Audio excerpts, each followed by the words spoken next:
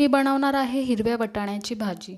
पहिला एक पॅन घ्यायचा, त्याच्यामध्ये ऑइल टाकायचं, राया टाकायचा, जिरा टाकायचा, नंतर हिंग टाकून त्याच्यामध्ये कढीपत्ता टाकून आपला एक कांदा टाकायचा मस्त कापून। कांदा लाल असा झाल्यावर त्याच्यामध्ये आलं लसूण आणि कोथिंबीरची पेस्ट टाकायची।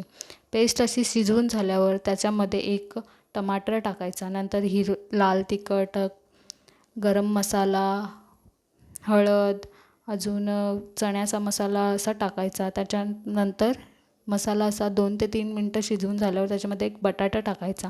बटाटा टाकून त्याच्यामध्ये आपले हिरवे वाटाणे टाकायचे 4 शिट्ट्या घेऊन। नंतर त्याच्यामध्ये चवीनुसार आपलं मीठ टाकायचं। नंतर मस्त अशी आपली झाली आहे हिरव्या वाटाण्याची भाजी। अजून तुम्हाला जर रेसिपी हव्या असतील तर मला प्लीज फॉलो करा आणि सबस्क्राईब करा आणि व्हिडिओला लाईक करा।